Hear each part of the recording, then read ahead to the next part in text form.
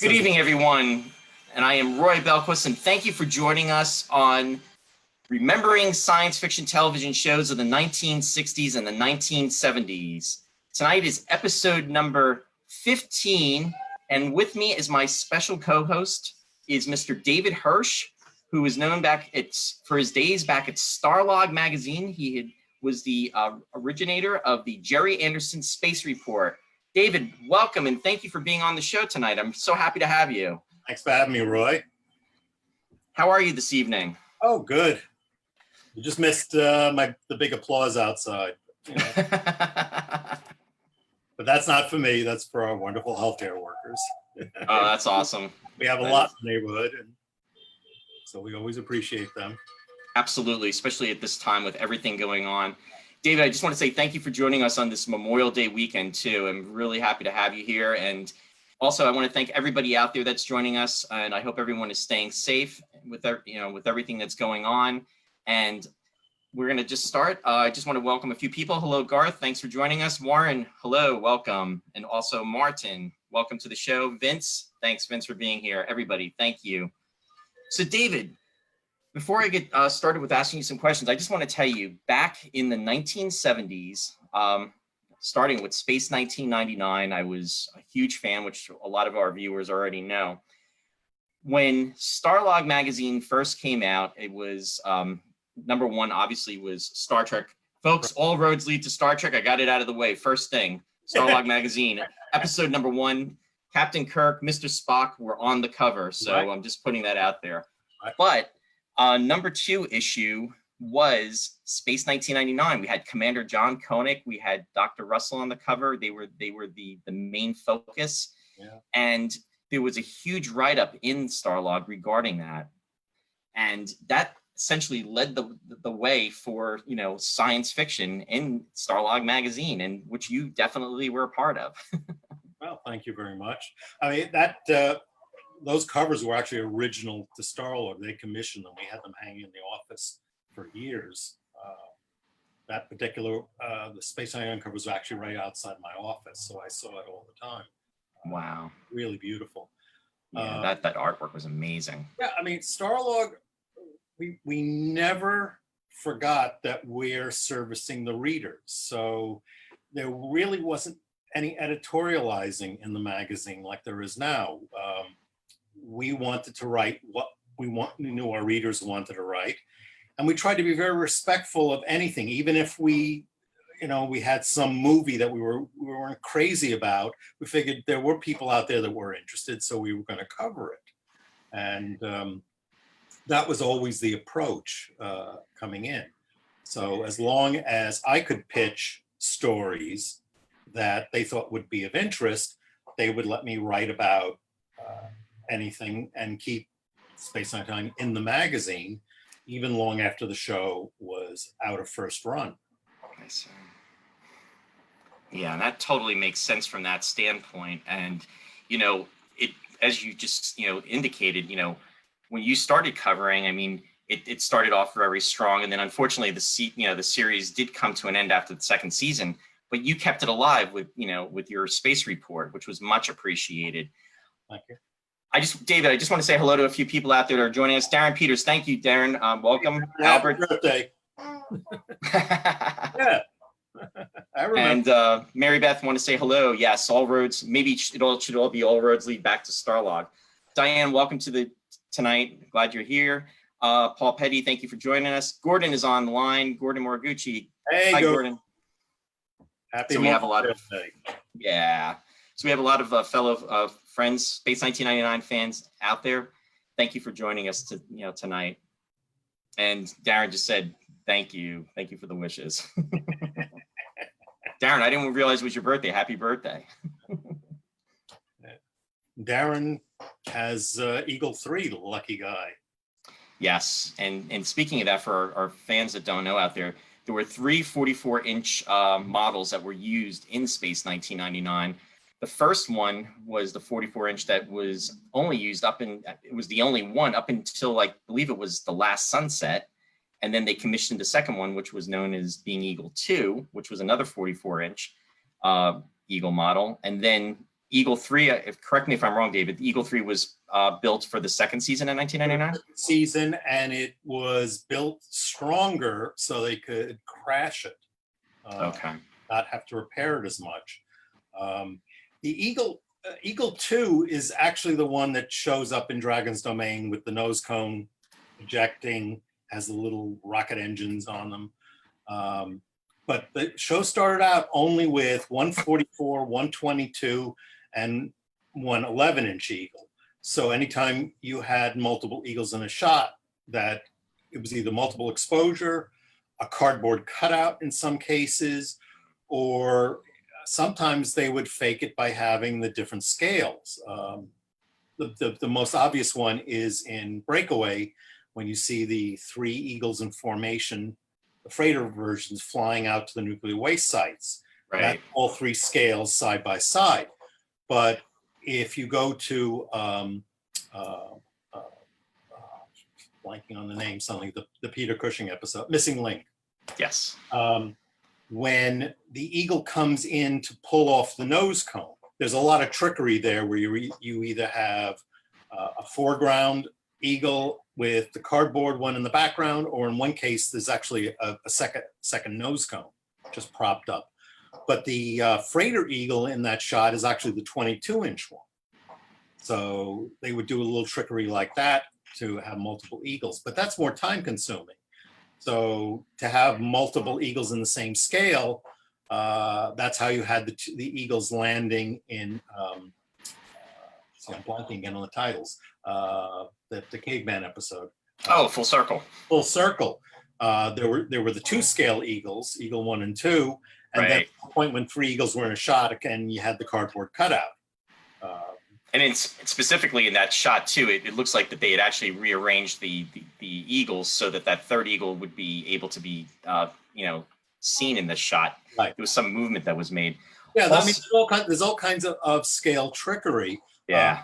In fact, anyone who's been to the convention who saw the moon buggy that I have, that's the one that Koenig and Helena go off in from behind the eagle. But you've got the 44 in the foreground with this, and the moon buggy is about this big. I take it out, but the wheels are loose and they tend to fall off. So I don't like handling it too much. Plus the Koenig figure, of course, is plaster, so it's very fragile. Right. But doing a lot of depth of field trickery. I mean, these were all the techniques that they used so brilliantly on the show. In a lot of cases, the cardboard cutouts worked great. I mean, Moonbase was mostly seen as a photographic cutout in order to get the depth of field. So, well, it's interesting too. You're bringing up about the cardboard cutout, and Gordon just interjected. And I think Space 1999 fans remember from War Games when the last of the Eagles were coming up on the pad for the it was actually for the second phase. What happened was there was a rescue eagle cutout that was coming up, which was obviously cardboard, and then they exploded it because they in order to annihilate it off the pad. Well, but it was what gave away the cardboard eagle was essentially they were being a little too ambitious and shot it at a slight angle instead of shooting it head on. Because the cutouts tended to work better when they were shot head on. I mean, the hangar shot in the first episode, you can't tell that they're all cardboard cutouts because not only are they pretty far away, I think they used the same setup in Earthbound, but because the eagles are flat on, you don't get any kind of weird depth of field because the nose cone just look way wrong, Right, so you really can't tell that that it is actually a cardboard cutout. But, I mean, these are the tricks of the camera. Tricks of the camera and things you notice because you're repeat viewing that you couldn't do before. Right, because like most 1999 fans that are on this broadcast, we've probably watched these episodes 100 times, so we know every nook and cranny from the episode. It was in the dark ages where you watched it once and you sat there and went, "Did I just see that?" I mean, there were tricks that I couldn't quite figure out sometimes.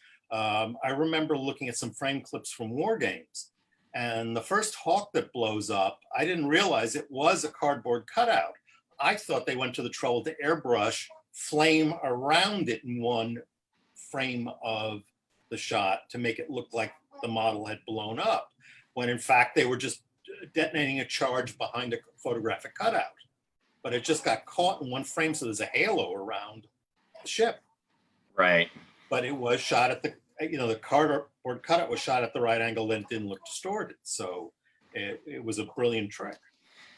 David, I just want to give a couple more shout outs. I'm very honored to have Andrew Frampton is actually on, and he is the proud owner of Eagle 2, and he's joining us. Yes. So thanks for joining us, Andrew. Appreciate it. And as also David Sassoon I hope I'm pronouncing his last name correctly. He's the owner of Eagle 1. He's not on with us tonight, but we actually have two of the original Eagle owners that are on with us this evening. So thank you guys for joining us. Here's 11-inch. And then also, yes, David, you actually are the owner of the 11-inch, which is great, because I mean, that Eagle has been shown in many episodes, and you have primarily you see this one. Let's see if I get it so you can see it properly. It's weird. I gotta hold it in front of my face. This one primarily was used a lot in the first season, probably because they had more setup times than they did in the second season. And of course, in this configuration is what you see in the end title every week. Right. Which was a lot of early shots. So this pod configuration actually existed right at the beginning. It just was something that they just didn't want, I guess, decided not to use very much for whatever reason. I mean, he asked Brian Johnson, and Brian couldn't remember exactly why that pod was designed and not used until really the second season. Yeah. And I think the first time we actually saw it was in the Guardian of Paris. And Guardian of Paris, and when Koenig is returning from from Paris, and then it was at least one or two of the Eagles that couldn't lift off in Last Enemy. Yes. Kept firing their engines. And that's really the only times it showed up on the 44 model. I don't know if that pod ever existed for the 22. I've never seen it on 22. Not in any of the photos that, because Phil Ray curated a lot of the models after the Space City exhibition. So he took a lot of photos, and I don't recall the 22 having really anything beyond the passenger and the freighter modules. Okay.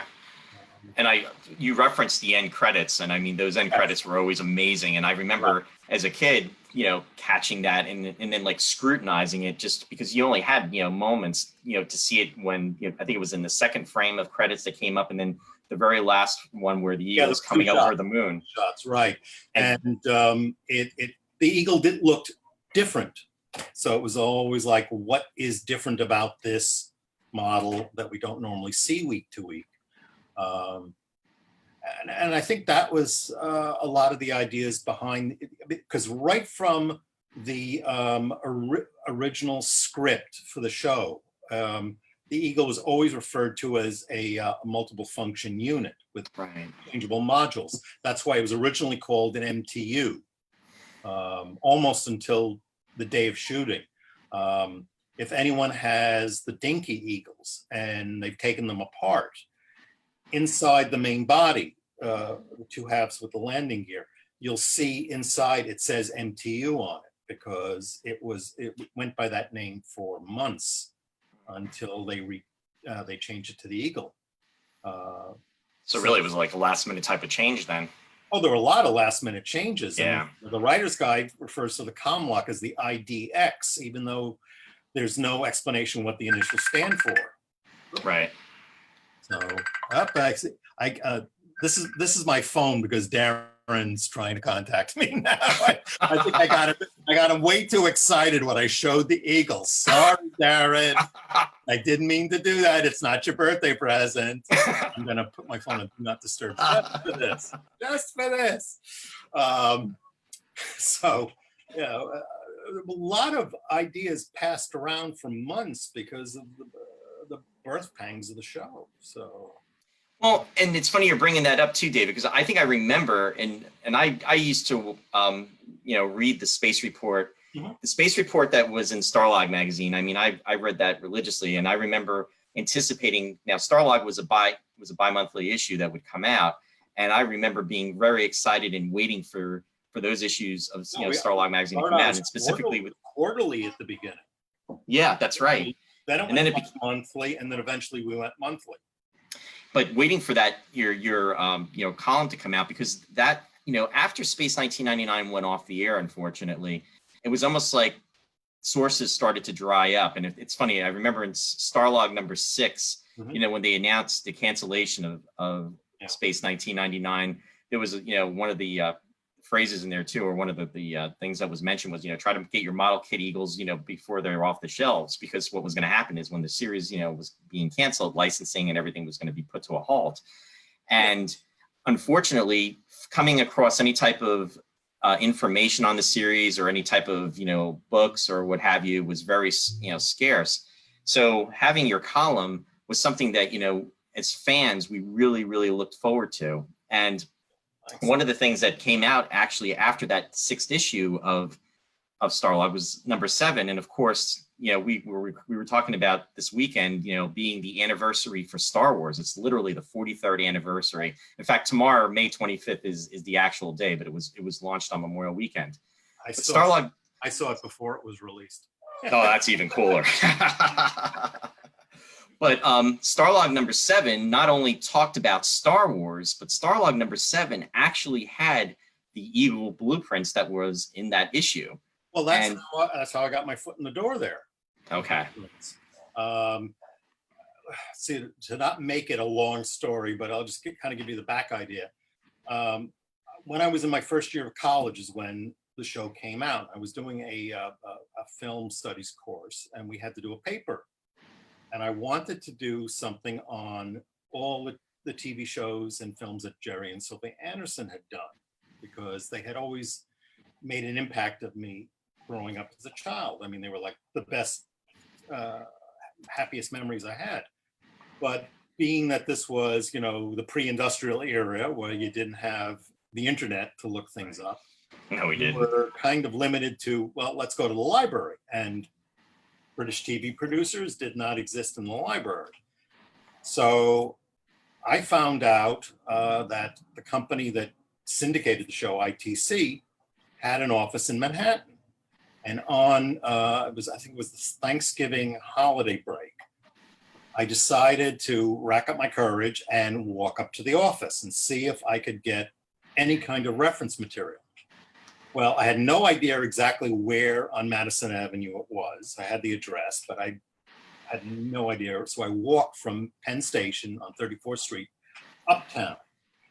And it was a particular day where it decided to rain very hard, and I didn't have an umbrella. Oh, geez. Of course. So I walked into the office like a drowned rat, which worked to my advantage because the receptionist took real pity on me and said, okay, let me call downstairs and see if there's someone who could help you. And the man who came up was Robert Mandel, who was the son of Abe Mandel. Okay. President of the company. Yeah. Now, Robert had taken over promotion and creative control, direction of the company from, I think it was Arnold Freeman. And Arnold Freeman had done all that stuff with space. So Bob knew all the shows. He'd grown up on them himself, and he was very helpful. Gave me a ton of material. I got a lot of old episode guides and press books and stuff that they had, because they were still trying to syndicate the product, even though there wasn't much of a market at the time. And I wrote a paper. I sent him a copy of the paper, which he liked, and it kept me in touch with him.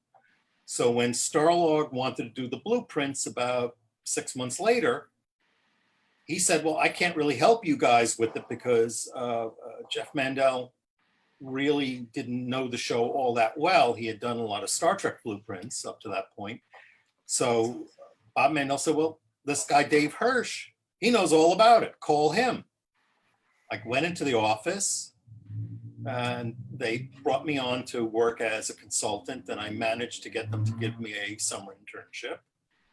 And while I was there for the summer internship, Jeff and I kind of brainstormed the idea of doing a tech manual, and we started working on it. So at that time, they were still at 180 Madison Avenue and we're going to be moving over to Park Avenue. So I got involved in helping the office move. And we did a lot of work at the Federation Trading Post. I remember that. Right. Yeah. Never there, but I remember the advertisements for it and hearing a lot about it. Well, Doug Drexler was involved in it. That's how I met Doug Drexler originally. Okay. So I spent a lot of time in Federation Trading Post working on this book. Jeff would do the drawings. I was doing, all the writing at Starlog. One of our executives, Rita Eisenstein, actually volunteered to type it when we decided we were going to try and do it like an actual tech manual instead of a published book, which is how it got. And it got into the binder thing because Norman Jacobs was really determined to get the book out by that Christmas because of the licensing fee we paid on it. We actually had to go to Hanna-Barbera offices. Oh, geez. Wow. They were doing the licensing. That's why I think some of the toys, like the LJN Eagle, it's called the Hawk Transporter, says copyright Hanna-Barbera on it. Okay. So it was kind of fun sitting between Fred Flintstone and Yogi Bear figures talking about Space 99. So he wanted to get the book out, and we were running out of time because Jeff Mandel and Anthony Fredrickson, who was doing the costume drawings, they were going off to college. And Anthony and Jeff, by the way, ended up working in film and TV. They worked on Star Trek, on 24 and stuff. So wow, these guys made good. In fact, if anyone has watched 24, in one of the seasons, there's a whole sequence that takes place in a computer company, and the computer company's logo, which is on the cubicle windows all over the office, looks exactly like Moonbase Alpha. Very cool. I think they use the Alpha Blueprint, the tech manual is the thing. I picked it up right away, and I thought that was kind of neat. Definitely gonna have to go back and check that out. That is really cool. Right. So, like I said, we were rushing it. Summer had come to an end, and I managed to get an offer to stay on at the company. So I actually left college and started working at Starlog full time. And while I was wrapping up the book, I brought in a friend of mine that I'd gone to college with, Dave McConnell, who was a CAD draftsman. And he was able to finish doing a lot of touch-ups to the blueprints, like the travel tube car, because we had no reference photos. And Jeff did a quick sketch. And then with a loop on a 16 mil print of the show, I started picking out the details, and then Dave rendered them. Plus he touched up a lot of the other artwork that we needed cleaned up because trying to do the layouts of the moon base was very time consuming. And all we got from ITC was a general piece of artwork that Brian Johnson had done, which said this building is hydroponics, this building is living quarters. That was really the only guide. We couldn't get in touch with Keith Wilson or Brian himself to get any kind of help. Not that we had time to do it. I think we did the whole book in like 6 months. Well, David, real quick, I just want to a couple people are just commenting. Albert Leon says, yes, I remember seeing Moonbase Alpha on 24. Mm-hmm. Chris Paulson says that his is stamped 1974, but it has the eagle on it. David Bolter is joining us. Hey, David, just want to say hello. He said the Grail, the beautiful tech manual. Folks, here is that holy grail for Space 1999 fans, and this was and is the Alpha Tech Manual. This is actually my original copy that I had received. And I think I got this in 1978, if I remember correctly. And David, I remember to the day when this arrived, and and I try to preserve it as much as possible. But when this came, this was like the all encompassing, because it had all of the information that we all wanted to know about, Space 1999 in it. And, as far as the blueprints, the different, the props, the spacesuits, the uniforms, and everything. There's a timeline in here that was established. And also the one thing that the timeline was tough, trying to figure out how to incorporate season 1 and season 2. Yeah. And a semblance, because they really were like 2 different TV shows. Yeah. Yeah, they really were. And especially with the end of Dragon's Domain. And that's the other thing I want to point out. Yeah. up until that point, because when New York, and I watched Space 1999, it was on WPIX Channel 11, like most people did from this area. And they started with Breakaway, and then Dragon's Domain was like episode number 2. Right. Well, when I got your technical manual and I saw that Dragon's Domain was episode 23, and it was like the second to the last episode that was filmed, I was like blown away. But it's funny, if you actually watch the episodes and you go through them, and if you really want to be a nerd, which I was definitely doing, I was having a geek moment, which I'm sure all of us have done. At one point, I actually went through and watched the episodes, and the backgrounds that are the lighting panels that are used are actually different colors that were used throughout the series. Right. And there is actually a pattern to it where they're like, you know, they're white at one point, they're green at another, they're like a yellow. And I actually went through and, like, you know, categorized all that just as a reference point. But they started coloring the panels to create atmosphere for particular episodes, because they actually, it's almost like a theme for certain episodes. Exactly. And it was just something that I had picked up on. But yeah, thank you for this, because, you know, as I'm speaking, I think on behalf of many fans out there, you know, from Space 1999 fandom, this was just a wonderful item to have. And it was just something, and like I said, I've had mine for over 42 years, which is just, you know. I just wish we had done the supplements. Yeah. It wasn't for lack of trying. It was based on the sales of the book, and I kept the record. In fact, I just found the actual, you know, when everyone sent in the coupons in the back, I was the one who got them, and I kept a record of who had them and an address list, because we always planned to do a mailing to tell people when they were going to be supplements. And with at least once or every other year, Gerry would come to me and say, well, I'm thinking let's do it. And I'd come up with a proposal. I had some artists lined up. I mean, I had a lot of really talented fans sending us drawings to the magazine. In fact, one guy did this beautiful rendering of this truck that would slide under an eagle, lift it up and move it, which made a lot more sense than the crane that came down. And I was like, I want to use this stuff. And Steve Corbett, a really talented artist who was a friend of Martin Bowers, had done blueprints of all of Martin's ships. We actually got the Altaris one published in the magazine later on. And I think, you know, Jeff Mandel did the Hawk. He did the Hawk for the 5th convention, the Springfield, Massachusetts convention, for the program book.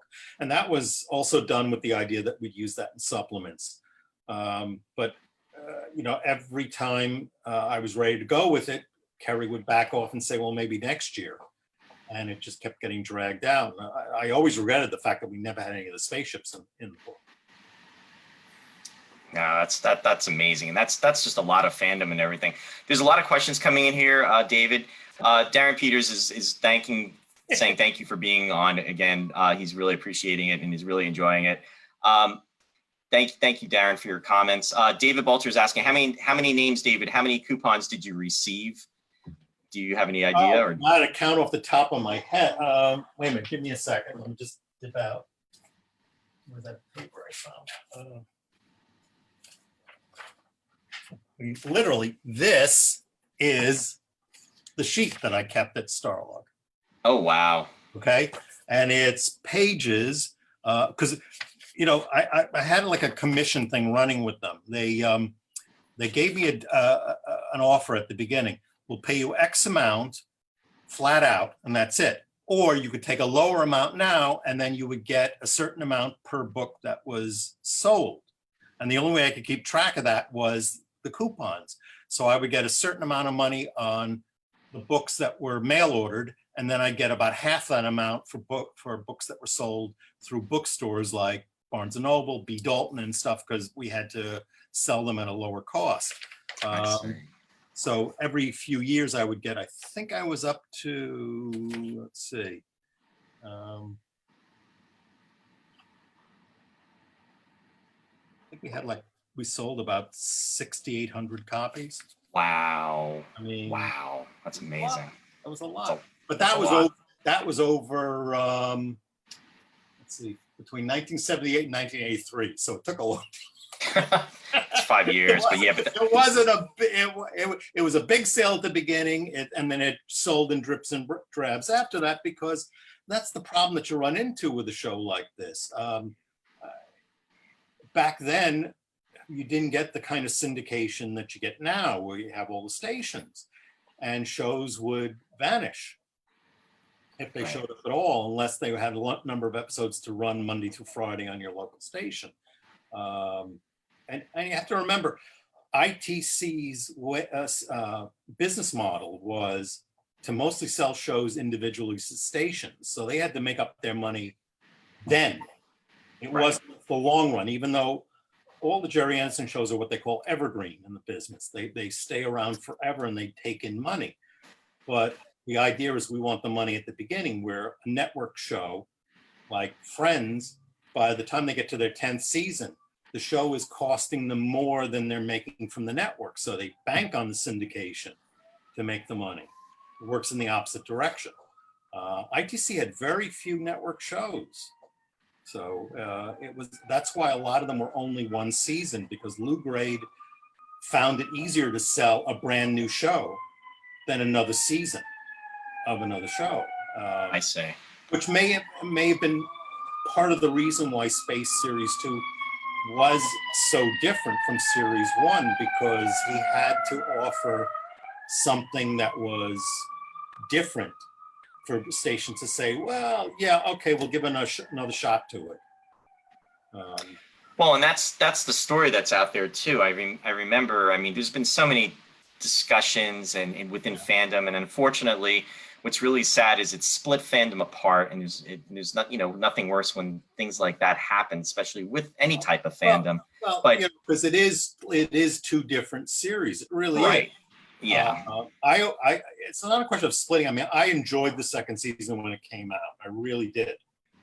But I think as the years go by, I appreciate the first season more because it's more cinematic. Mm-hmm. I think the storytelling is better because it's different. Where the second season is more like most shows in that genre. I miss the mystery. Right. Was the mysterious unknown force. Well, not just that, but space was dark. Yep. Was deadly. It was unknown.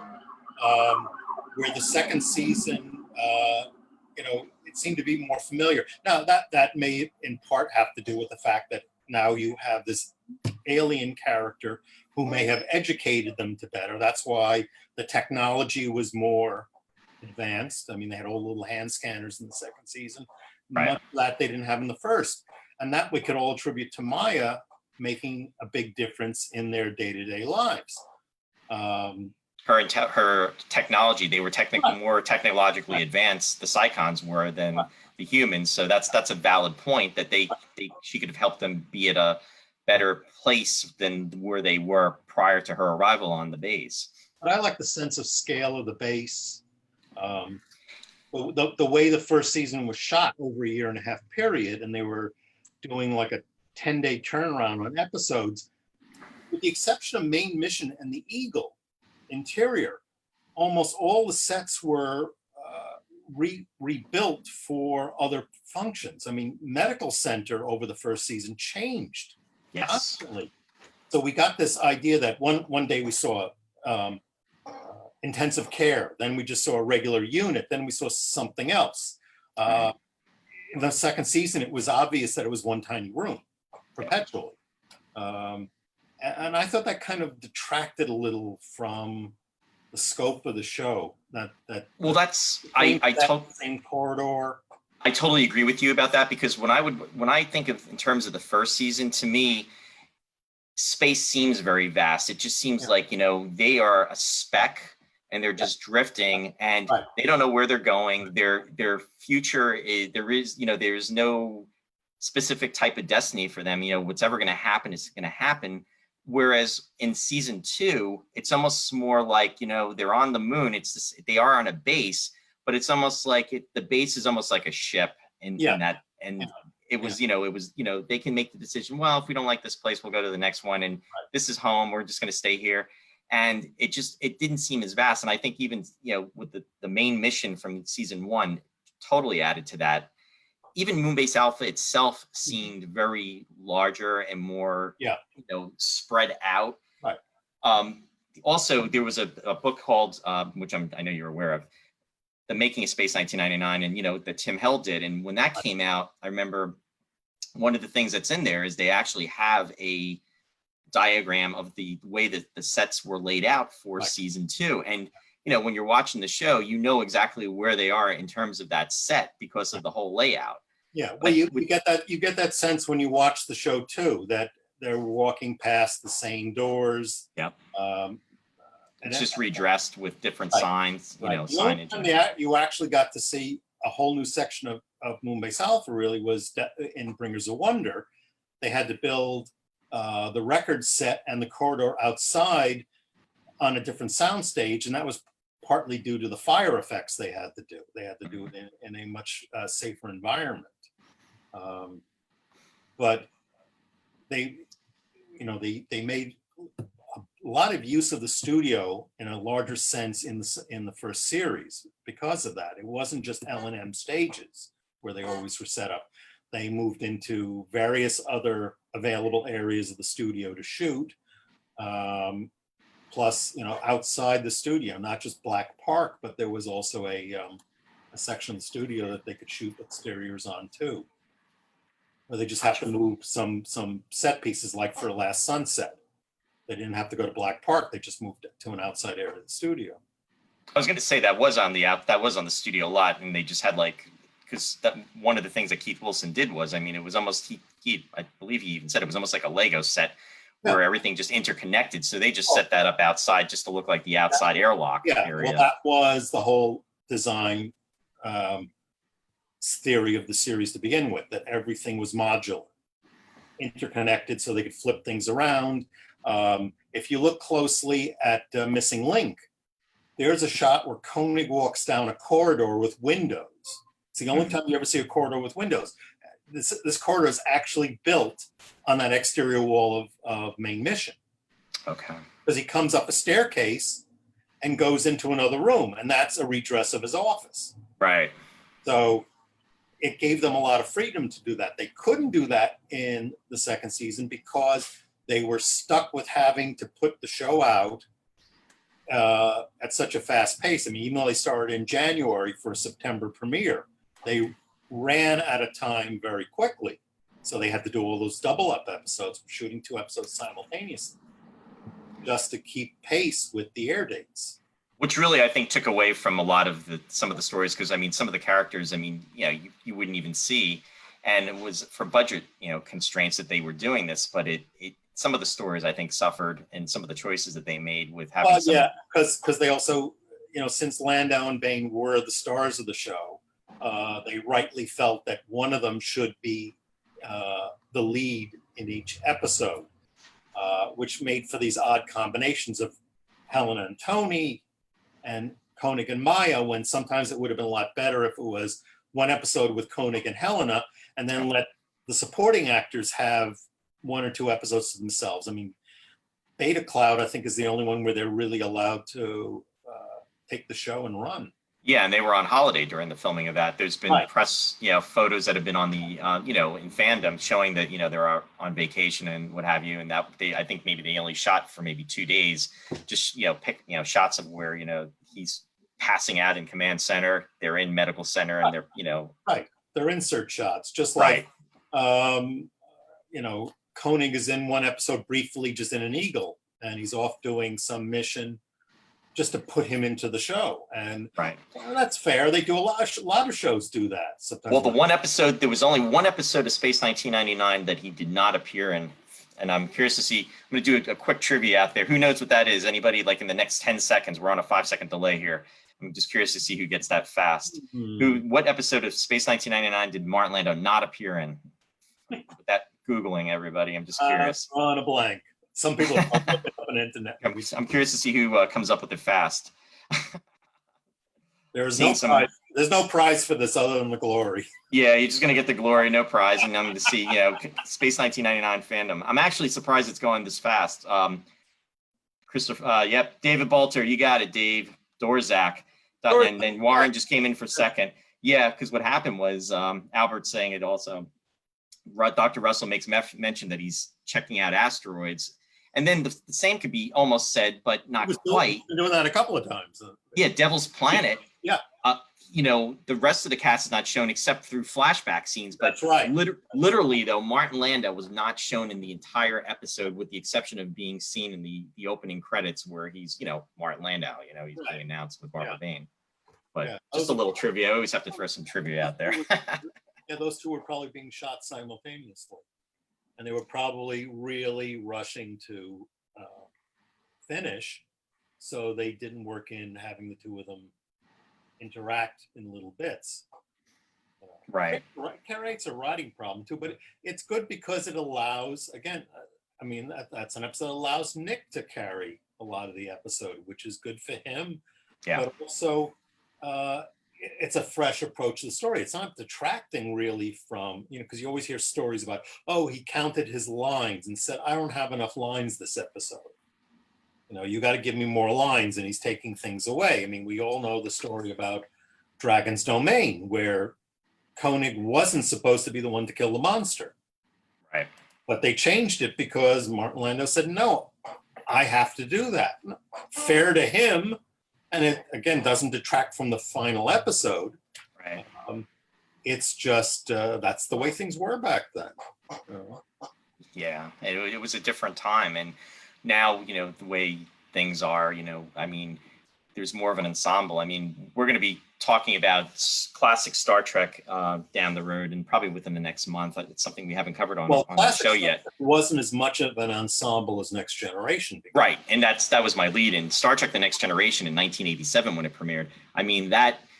The whole cast, was utilized, and it was, everyone eventually had their moment. One episode to them. And there's even that wonderful episode, The Lower Decks, which has almost none of the original cast in. Yes. It's all guest casts and unknowns, and it's a beautiful episode. Beautiful. It was incredibly done, and those are the type of stories. But television wasn't at that point yet in the 70s, and then especially, they had came from Mission Impossible in the 60s. So definitely there's an evolution, and that's one of the things too. When looking back on television, you can even take it even a step further. The 50s, the 60s, 70s, 80s, 90s, and you keep going. And I've always said this, every decade almost has its signature stamp on it of the way things were done, whether it be with the storytelling, the photography, the tone, and it really is amazing. And it's very, there's a nostalgia to it, but there's also, for the people that were actually involved in the production, whether it be in front of the camera or behind the camera, there were certain things, certain trends that really held up during those different times. And it's fascinating. Look at, for example, Space Year One had, it was unique in the sense that it told stories that didn't have easy answers, which really harks back to The Prisoner. There's an influence on that, because The Prisoner was a show that was notorious for ticking off its audience, because even the finale doesn't give you easy answers. It doesn't, which was great. Was Magoo's intention, saying there shouldn't be, and it should be open to interpretation. Right. So 1999, and this is Johnny Byrne and Chris Penfold saying, we want things to be mysterious. We don't want easy answers. We want space to be unknown and our people to be victim to that. But because of the freedom of this open shooting schedule with not having to make air dates, the brilliance in the photography, the lighting, the camera, all the crazy camera angles in Force of Life, where we tilt, we darken things out, things you never saw in shows like that before. Oh, David Tomlin's direction with that was incredible, because right from the beginning, as soon as, you see Anton Zorf, he's on the ground and Paul Morrow's reaching out to him and asking, for the generator room to come in. And it's just getting right to the first, to the opening credits. And then the camera just turns upside down. That's almost like a prelude of what is the artistic angle for that was, this is a prelude of what's going to happen. Their world is going to be turned upside down. I mean, it was brilliant. I mean, and the wonderful shot of Zorf walking down the corridor, and the lights behind him are going yes, as he's going, so he's sucking the energy. But you had all this great photography, the music in Troubled Spirit, the whole sequence that was done literally just to the sitar music, right.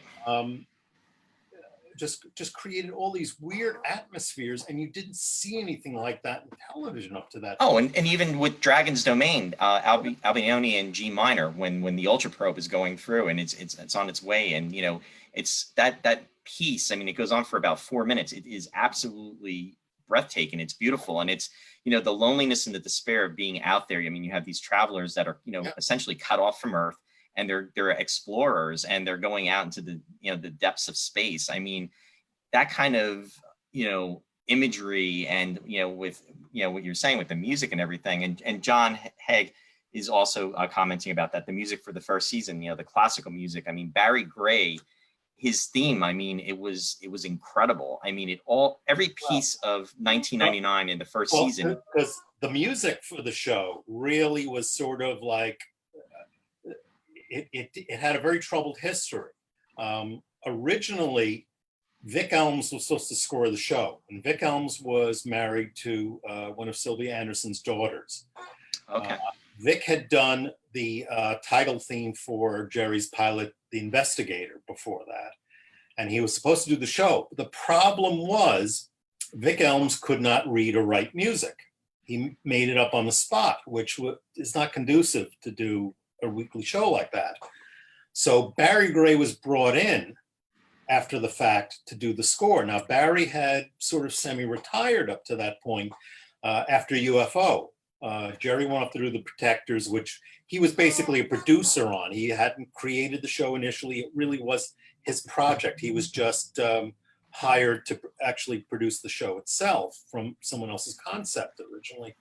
And I think they packaged it with John Cameron, who was somebody more in line with the type of music ITC had for all their other spy and cop shows. So Barry kind of retired to Guernsey. So he had to come back, had to do the show, and he had to do it with Vic Elms. And several years after the show was on the air, when Barry was doing the conventions, Barry used to come back to New York with me and spend some time in New York. And one evening, he just blurted out to me, he said, nobody should be saddled with Vic Elms. He really thought space had killed his career. Oh, wow. Because he hadn't produced the kind of score that he felt it should have had. And I assured him that was not the case. Right. I think he felt a little self-conscious of the tracking music, because he was really not happy with the album that RCA put out, because he had been credited with the 2 disco pieces, even to the point where RCA put out promotional 45s and I think a promotional 12-inch too, because the disco pieces used to get played at discotheques. And they all said Barry Gray on it. And it's like, but I didn't compose that. Right. So when we did the Super Space Theater movies, and ITC did, we first did Invasion UFO, and Bob Mandel just decided to track it with library music for the pieces that he needed to fill some music in. Barry wasn't happy, so I brought Barry in, and Barry sent us tapes of music, which unfortunately Bob slathered the other films with from wall to wall. And we had to use Barry's music in Cosmic Princess because there was some kind of deal with Derek Wadsworth where ITC really didn't own the music rights. So they couldn't track additional music into Cosmic Princess, Derek's tracks. So it's Barry Gray, and it was very weird to go from Barry to Derek and back again. Yeah. So we did it first before Network did it to Seed of Destruction. Gotcha. Blu-ray That's set. that's an amazing story. I've never heard any of this before, Yeah. David. So this is really, to hear this type of behind the scenes, and it's kind of sad too because Barry Gray was so respected by Space 1999 fans. Oh yeah, I mean he only scored Breakaway, Matter of Life and Death, Black Sun, and Another Time, Another Place. Those are the only four episodes that were fully scored. Then he did some tracking music for Missing Link. Mm-hmm. No. We were just talking about the Caveman episode. Oh, Full Circle. I don't know why I'm blanking on the title of that. Okay. That one, and then he supplied a lot of tracking music from Thunderbirds and stuff. I mean, Last Sunset's all tracking music, and a couple of other episodes have stuff. The suspense theme for Collision Course, where they're showing the bombs and they go bum bum bum. I mean, that's from Thunderbird 6. Okay. So, and that was common for Barry to use music from previous shows. So he tried to supply a lot of music, but they eventually went to the Chapel Music Library for the classical pieces, for all the electronic stuff, for See, and that is really interesting because it's almost like a library of music. And Fanderson had released, the anniversary music came out, which was, and there's a booklet that includes a lot of that information as far as like, the composers and everything. So, I mean, having those soundtracks is wonderful because you can really enjoy. It is iconic to the show. Yeah. It's wonderful that we have the isolated scores on the first season Blu-ray set. Right. Because it's really fascinating to hear them in context with the show. It's a pity we didn't have the same thing on season 2. But Derek's music, I had commented to Derek that I couldn't understand how, with the exception of the opening titles for Metamorph, he didn't use the theme at all in the show. It's just like every piece of music was unique. Right. He cranked out so much music that was, they just had the ability to just keep reusing through the rest of the show. I think they only tracked in 1 or 2 pieces. The love theme for New Adam, New Eve, which was a classical piece or something. That's all they had to do. Otherwise, his stuff was just all over the place. And and it's part of the year too. I just want to give a few shout outs. We have some other people joining us. Paxton Young. Thanks, Pax, for joining us. Good to see you out there. And also Eva, thank you for joining us, Eva. Good to see you out there. Captain Phil Merkel is on line. Hey, Captain Phil, how are you? He's still isolating all the way upstate. But also, why did he buy that house at the right time? Yeah, he did. He's in safe territory up there. One of the comments Warren actually mentioned, and he mentioned this a while back, I just want to put it out there. He was talking about Super Space Theater. Yeah. Those movies, those compilation movies that were done, that came out. I mean, I remember 1999. It was so hard to find because once it went off the air, you couldn't watch it, and then there was no videotapes or anything until I believe it was maybe the 80s, and then I remember being at a local J2 releases. Yes, but yes. They arbitrarily picked episodes. Right. So unless you had the laser discs, that was the only thing that came out, at least in this country. Yes, and those laser discs. In fact, I'm jumping around a little bit. Gordon had actually mentioned too about the artwork for the laser discs. I was going to ask questions about that from you as well. Oh, the cover. Yeah. The covers. The season 1 was the Gray Morrow art, which ITC used for promotional purposes, even though it was also the cover of the first Carlton magazine, because he worked for them. I think they had some kind of deal to use it. And then the second season was done by the Hildebrandt brothers, who did some covers for some early magazines Starlog did before Starlog. And they were 2 twin brothers who would do basically separate elements and then cut out and paste it. So there's a version which I think was used on the Laserdisc, which was an early version where Tony has the wrong color and Maya's in essentially a black dress with the locket that she has in Metamorph. And then they sent it back. They changed it so that the explosion of the mountain is bigger. changed Tony's collar and put Maya in a uniform. So that's the one that, of course, I have, which you can just make out on the wall back there. We're not going to take it off again, but we've had it at the convention, of course. Yep. And that was among stuff that ITC gave me for the charity auction for the first convention. But as I said, because it was patchwork, there really was no way to ship it safely. So I ended up writing a check to the charity and buying the painting myself. Oh, that's really awesome. Yeah, but they gave us so much. For the first convention, we got scripts.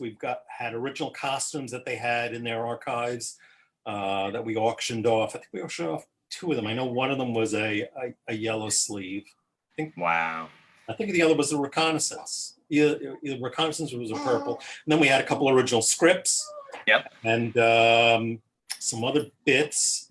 And then there was Don Russ gave us the uncut sheets. Yes. Yeah.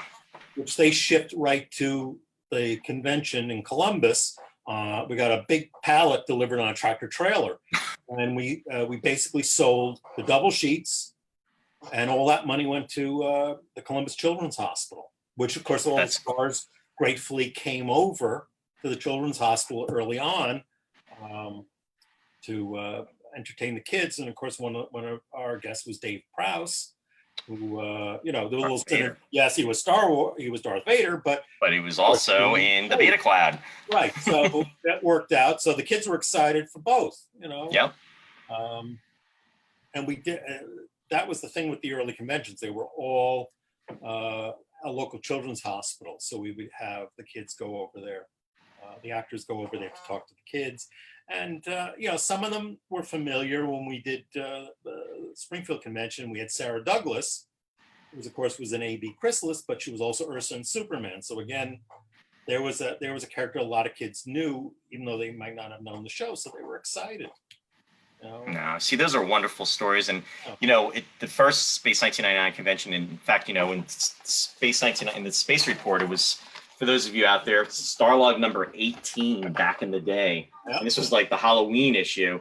And in there, David's Space Report, he has Gerry Anderson interviewed, and he talks about the first Space 1999 convention, which was, extremely special. By Darlene Palanik, who I think has passed away, unfortunately.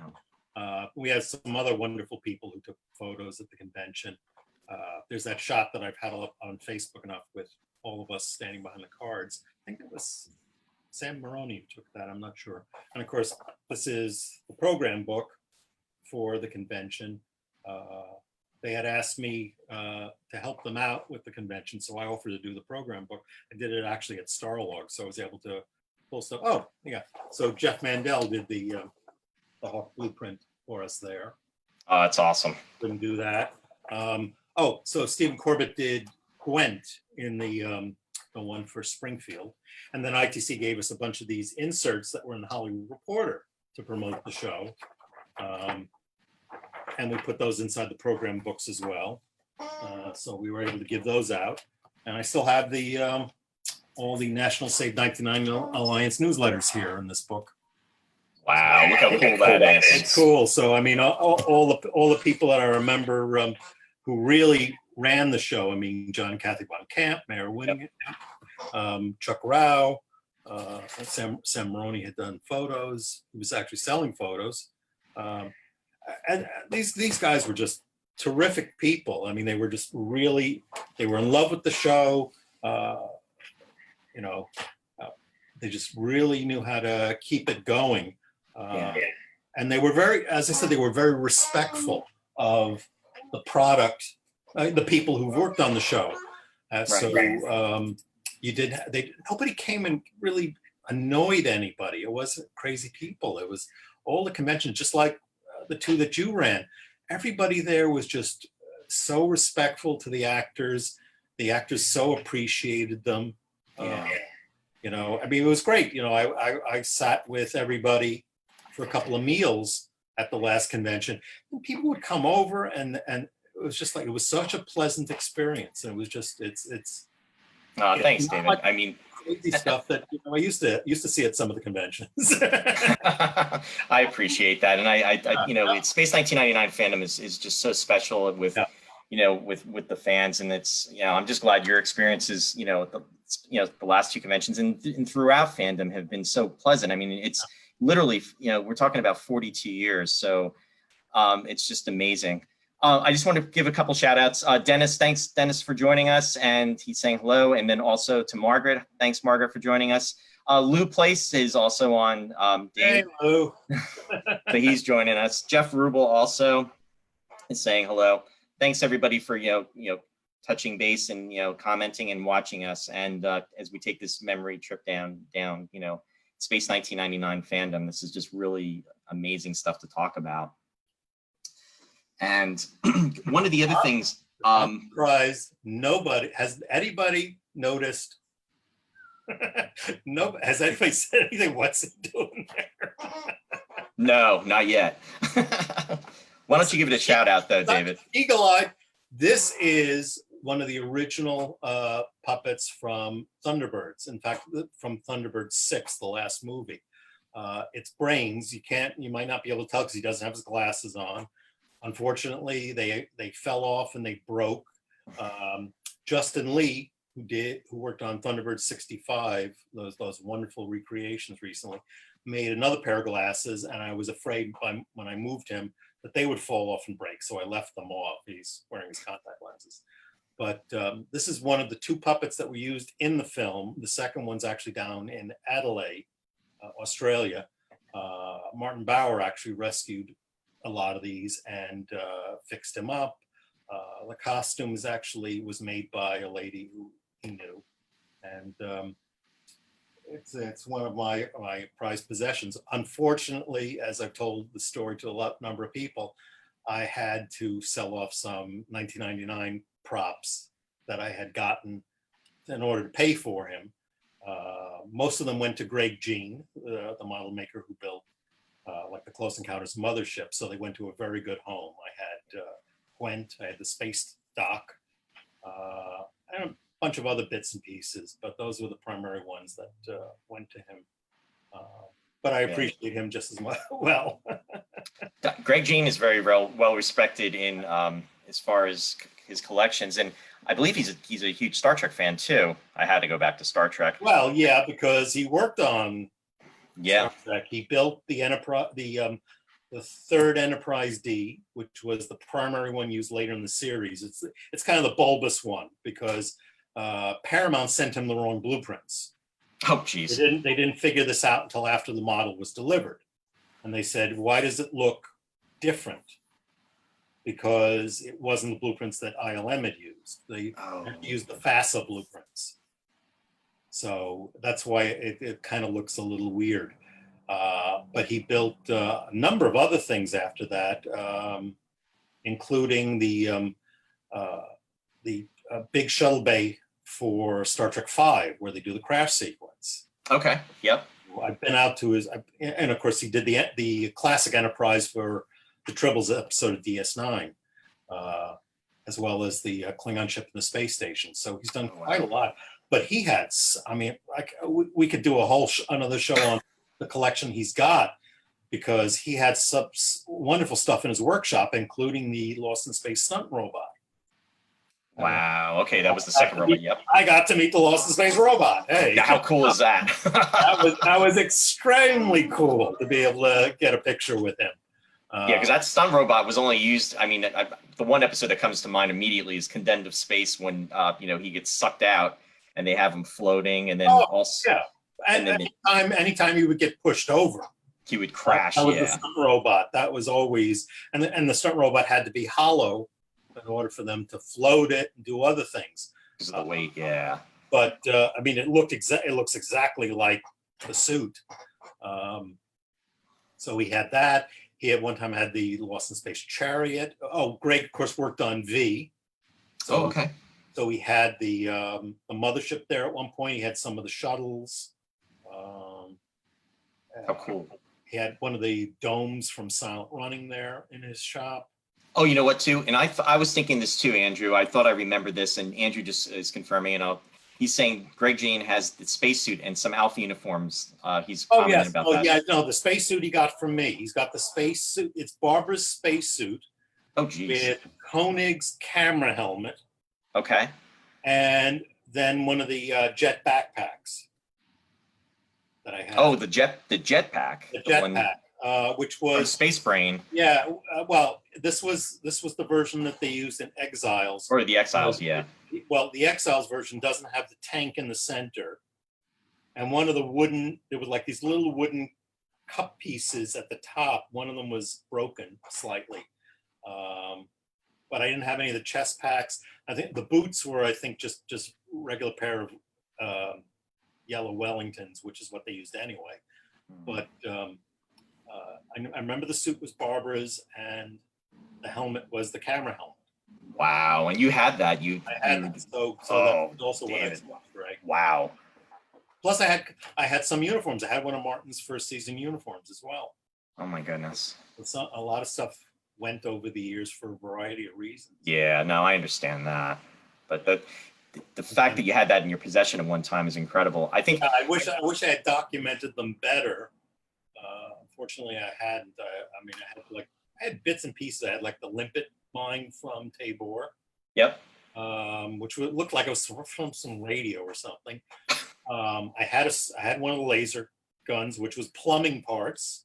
They were all plastic PVC plumbing parts. Really? Are you talking about the stun gun? No. The rifle. Oh, the rifle. The rifle. That was all PVC plumbing parts on. I think it was like a camera flash frame. You know what, too? And it's funny how different roads lead to different roads. And I'm not talking about Trek here, folks. But Lou Place actually, I believe, had owned that gun. And I think he may have gotten that from you. He may have, because I had that, and I had one of the large buildings. Yeah. I thought I sold that one to Lou, but maybe it was the gun. Because I had the building was, the funny thing about the building was you never really saw it from the top, but the top had, Apollo command modules. It had the back of the lunar modules, just like on the Eagles, but also had empty Gillette razor cartridges. Oh, jeez. Because you saw the thing from ground level. You never really saw the top. I think that one shot from A.B. Chrysalis, where they do the panning shot after Yep. it hit by the thing, you could kind of make out, if you have a still frame, you could make out some like the Apollo command module on it. All the little details that are on that. Hey, you know what, David? Lou's just confirming he actually had gotten he had the building at one time, and he did have that that gun, and that was the rocket gun that was used in the Beta Cloud. Then that Tony, when they would like. Probably, I know it was a later season one, because my favorite was the ones that they had for Alpha Child, which were totally different. Mm-hmm. They had all the clear parts. I really liked the ones in Alpha Child. I mean, you could see a lot of the second season props like that. I guess it was the Space Warp Detector too. Was also like PVC joints for plumbing joints and stuff. They made, anything they could pick up, they could make the props. And it's funny talking about the rifles and the guns and stuff. I'm just, as far as this, I went back, and at one point in the first season, they went from using the one laser rifle to they had the armor piercing laser, as Koenig described it. Right. They went to the smaller version. And the last time, does anybody out there know, and this is a trivia question, does anybody know what was the last episode that you actually saw that large armor piercing laser rifle in a Space 1999 episode, before it went to the smaller the laser rifle that was used like in the Metamorph? And this was actually in a first season episode, that there was one episode where after that it was never seen again. I'm just going to put that out there as another trivia question for folks. Lou's saying the laser cannon was made from plumbing parts and a crossbow. That's interesting. Okay. But yeah, just all the tech stuff out there. Yeah, I mean, it's amazing. I had one of the medical packs too, which were made from industrial video cases for the big 3/4 video that they use. So yeah, because those ones that had the hub in the center. You screwed it off to take the lid off, and then they just filled the inside with medical supplies. okay. So a lot of that was stuff that was ended up in the Blackpool Space City exhibition. And after that closed, Gerry just allowed Phil to sell or trade off stuff, which is what we did. I had tons of 2¼ transparencies from the puppet shows that I had gotten from ITC while we were working on SST that I was hoping to do a book on.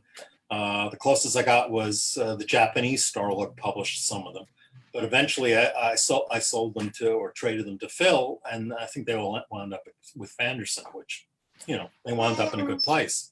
Right. That's Phil Ray you're talking about, right? Yes. Yeah, because Phil Ray, I think everyone got everything through Phil. Okay. Because Gerry had at least 2 of the 44 Eagles and the 22 in his flat when I was over before the 5th convention, because I had dinner there and we were going over his Terrahawks proposal. I was giving him some notes on it, and I asked him if I could borrow one of the Eagles to display at the convention, and he said he'll let me know. And the next thing I know, I get a call from Phil, and Phil said, well, I have them now. If you fly me over, I'll bring over the Eagle. And we were like, wow. Okay. So we bought Phil a ticket, and Phil opens his luggage and he's got the 44 Eagle, the 22-inch Eagle. He's got the small Hawk and a whole bunch of other bits and pieces. Oh my God. Brought the small Ultra Probe. So I had the space dock there on display, so we had the Ultra Probe next to it. Yep. He brought the 2 UFO interceptors.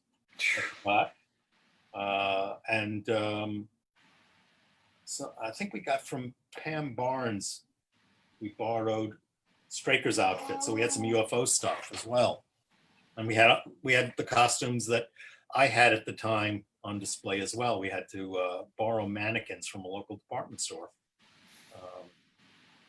So that sounds familiar. We did that from last year.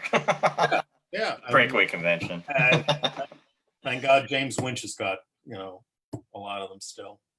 Yeah, no, his collection is amazing. And Andrew just said we owe an enormous debt of gratitude to Phil. And yeah, wow. Phil was the guy. He, I wouldn't say this to Steve Begg's face, but I think Phil designed a better Terrahawk ship than everybody else. I love the Space Hawk. I know it wasn't actually designed for the show. He just kind of repainted it and jazzed it up a little for the show, but it was like it was a model that every time it came on screen, I was like, wow, that's so cool. Right. He did a really nice job on that model. And I remember crawling around his attic where he had all the stuff. And unfortunately, I had been given, Starlog gave me the wrong film to shoot the photos with, so they're all like dark blue shots, but he had such wonderful bits. I mean, he took everything. He was like, I don't care if it's had lights, the light stanchions from the hangar set. All those little hangar pieces were there. Yeah. He didn't care. The props had meaning for him. Right. And then he made sure they all had good homes. See, that's what's really important. That's great. Yeah. That's awesome. Dave Sissons and Andrew and everyone, the models are well kept. They've been restored beautifully because these things weren't made to last this long. I mean, when I sold Greg Jean the small Gwent model, one of the reasons why I decided to part with it was the paint was coming off. Mm-hmm. Martin had physically scored the model for details, and wherever the plastic was broken, the paint was starting to chip off. And it was one of those like multicolored paint jobs that he was really good at. And I was like, I can't restore this. And Ed Marecki, who did a lot of my restorations, he didn't touch that either. Ed, I've actually had the opportunity to meet up at the Star Trek Original Set Tour, and he's a really great guy too. His work is amazing as well. I mean, just the props that he's come out with, and the details he's done. He and Tom Hudson did the Cardassian ship for Deep Space Nine. Ed churned out tricorders for them. Yes, I remember you telling me about that. Tom also working on them. He did that from season 3 on until they changed the shape during Voyager. So he was constantly churning out the tricorders for them. So he did great work. The first time I saw Ed I was at my, in fact, my friend, Vinny, we went to a Star Trek, it was a creation convention. It was the first one that I went to it was at the Penta Hotel, I think 33rd and 7th in Manhattan. And it was it was November, and it was, their Thanksgiving weekend, which was huge.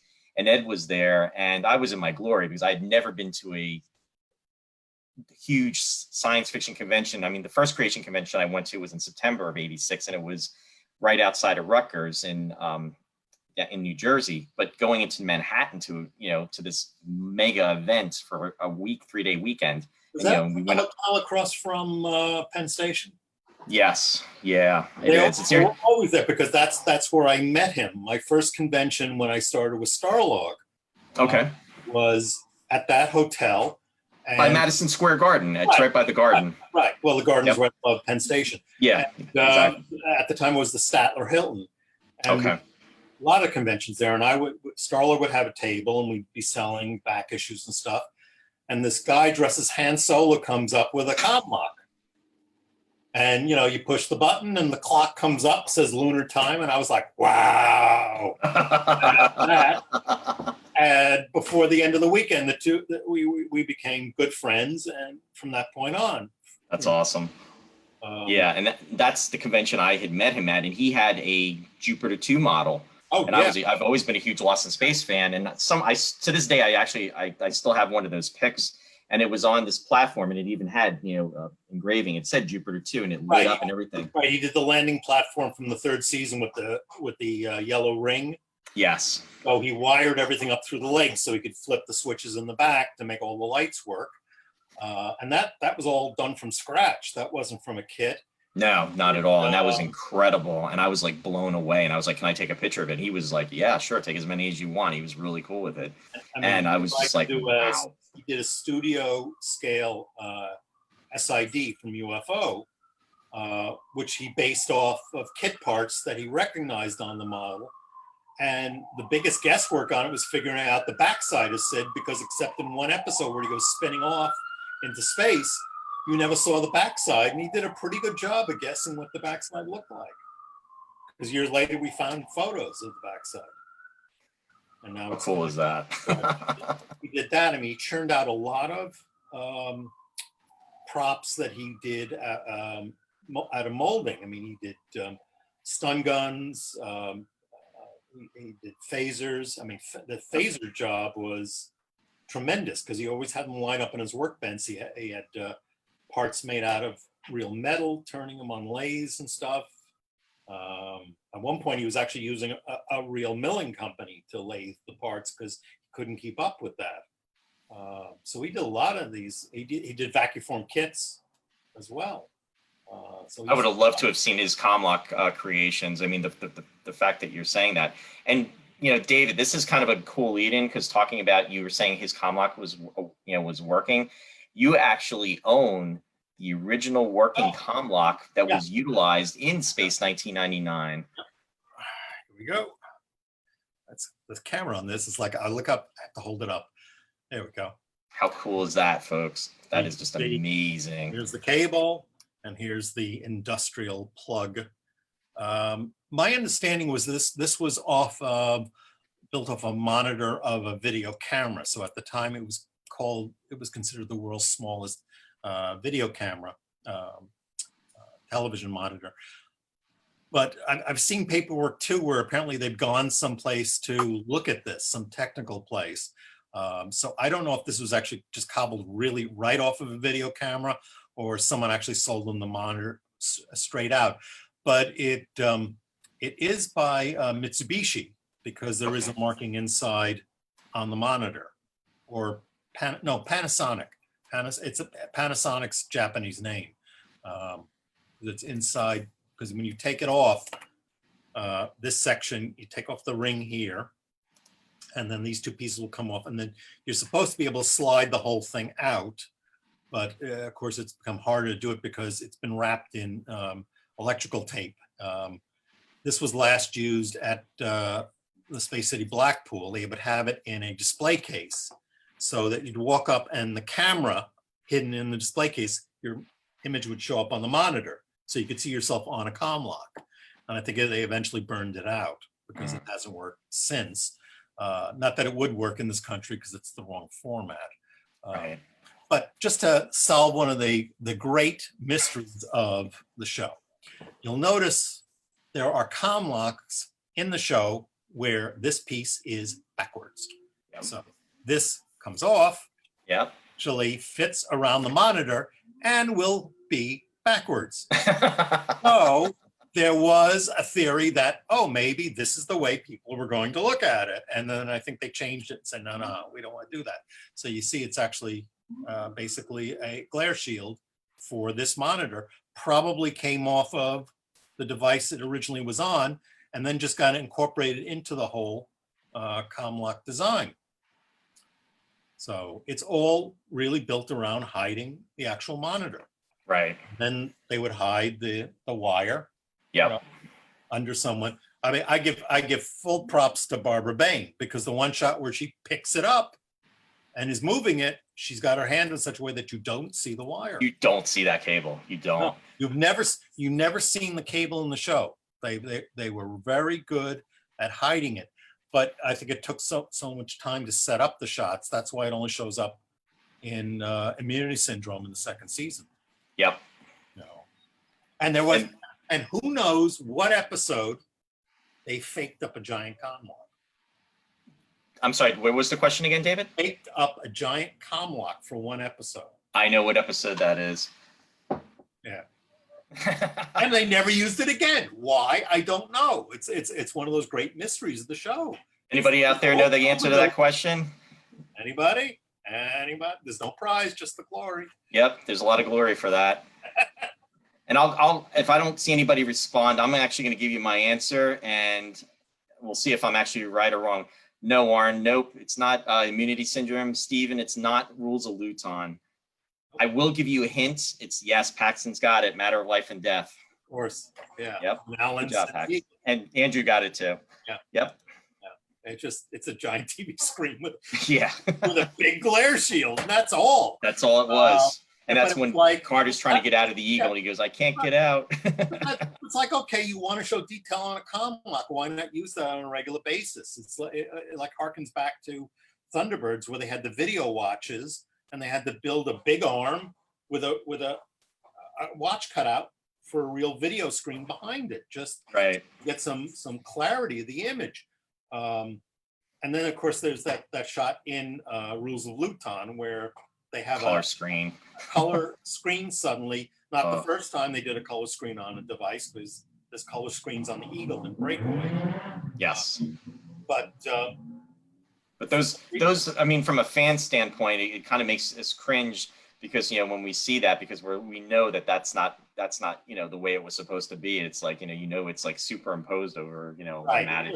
It's like the doors that suddenly show up on Voyage to the Bottom of the Sea, where, that guy's walking out into the water. He's not walking out into another road. He's going the wrong way. Exactly. Convenient to the script. We put it.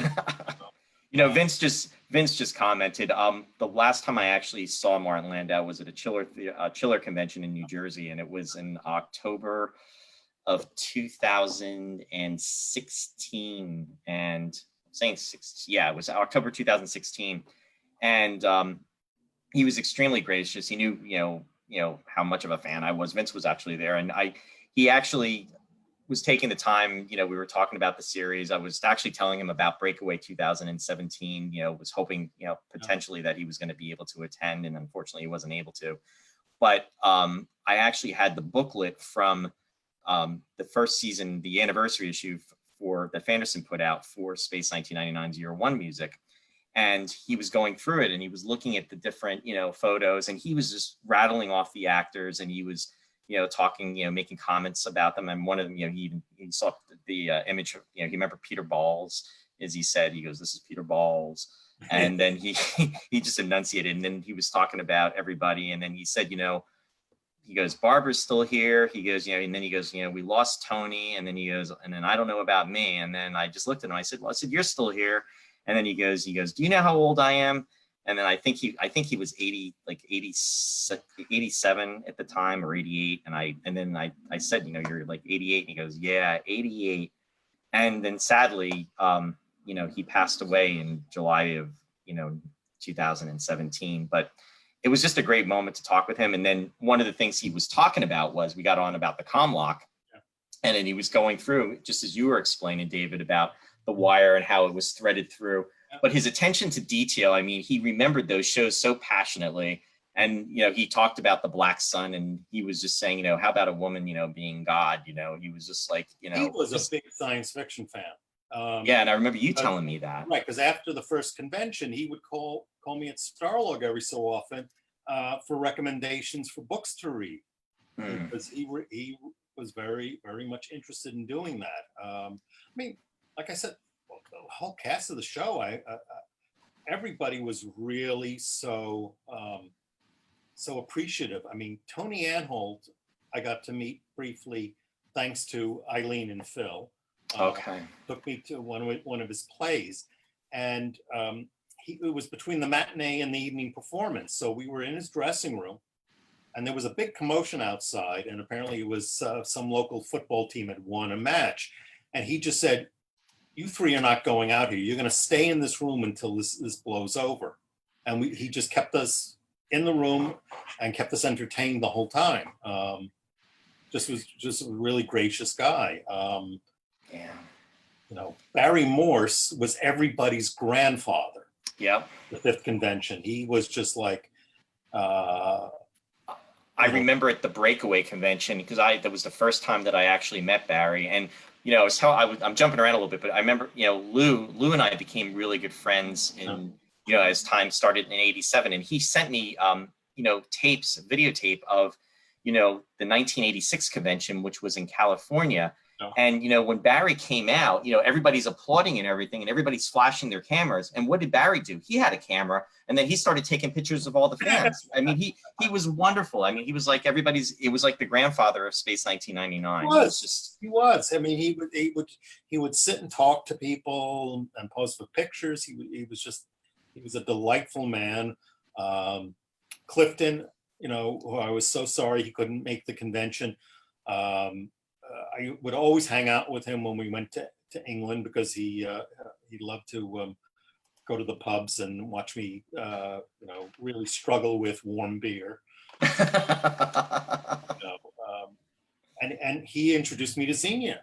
He made arrangements to have us go over to her house one night for dinner. She made us dinner.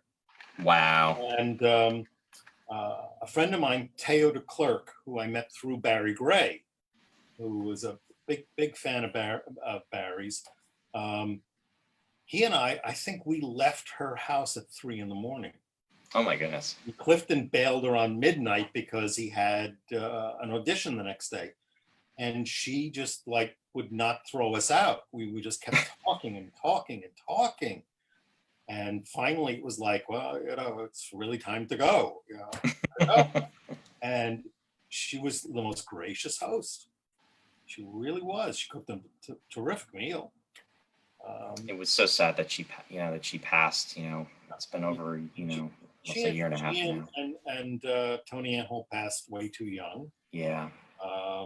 It was sad that Clifton, as I said, was ill on holiday to boot. Suzanne Roquet, again, lovely woman. I actually had the pleasure of finally meeting her at the Alpha 2014 convention in Peterborough. And I actually had, got the opportunity to sit with her at dinner time, and she was just so gracious and just such a delight. Yeah. And I know she's been through a lot of stuff, health-wise in the recent years, but what a sweet individual. And she was, she was another person I met frequently for meals whenever I was in England.